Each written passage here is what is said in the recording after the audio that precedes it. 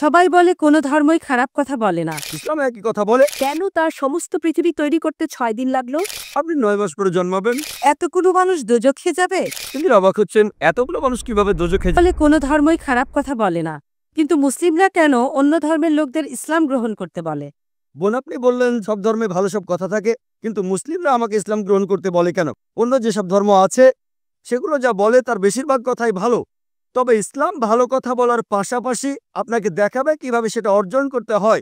আমি উদাহরণ দিয়েছি, সব ধর্মই বলে চুরি করো না, ইসলাম একই কথা বলে, তবে ইসলাম দেখিয়ে দেয় কিভাবে সেই অবস্থানে যাবেন যেখানে কেউ চুরি করে না।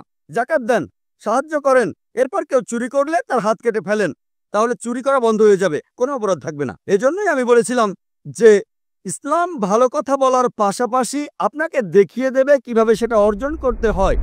যদি সর্বশক্তিমান আল্লাহ যে কোনো কিছুই তৈরি করতে পারেন, কেন তার সমস্ত পৃথিবী তৈরি করতে 6 দিন লাগলো? বোন প্রশ্ন করলেন যে আল্লাহ যদি যে কোনো কিছু সৃষ্টি করতে পারেন তাহলে কেন 6 দিন সময় নিলেন? বোন, আল্লাহ যদি চাইতেন একদিনে সৃষ্টি করতে পারতেন, তখন আপনি বলতেন যে কেন একদিনে তৈরি করেছেন, 6 দিনে কেন নয়? কারণ আল্লাহ 6 দিনে এটা বানাতে চেয়েছেন।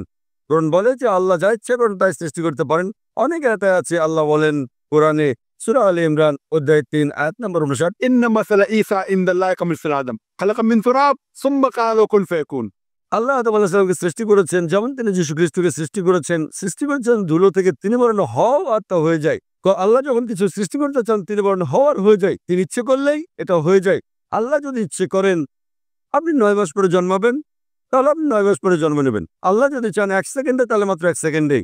তো আল্লাহ চাইলেন যে তিনি কোনো কিছু 6 দিনে সৃষ্টি করবেন, তাই তিনি করলেন। পৃথিবীতে অনেক মানুষ ভুল কাজ করছে, আমার ভাবতে খুব অবাক লাগে, এতগুলো মানুষ দোজখে যাবে? তিনি অবাক হচ্ছেন, এতগুলো মানুষ কিভাবে দোজখে যাবে? আমাদের এই জীবনটা হলো পরীক্ষা। আপনারা যদি ভালো করে দেখেন যে নিচু গ্রেডের পরীক্ষাগুলোতে বেশিরভাগ ছাত্র পাশ করে, তবে উপরের লেভেলে গেলে সেখানে পাশ করাটা কঠিন। উদাহরণস্বরূপ কোনো কঠিন পরীক্ষায় বসেছেন, যেমন মেডিকেল কলেজে ভর্তি হতে গেলে আপনাকে পড়তে হবে, খাটাখাটনি করতে হবে, পড়াশোনা করতে হবে। একইভাবে বেহেশতে যেতে গেলে এটা সহজ কাজ না, এটা মেডিকেলে ভর্তির চেয়েও অনেক কঠিন কাজ। তাই এটা আসলে পরকালের জন্য পরীক্ষা। যারা আল্লাহর নির্দেশগুলো মেনে চলবেন তারা ইনশাআল্লাহ বেহেশতে যেতে পারবেন। আশা করি বোন উত্তরটা পেয়েছে।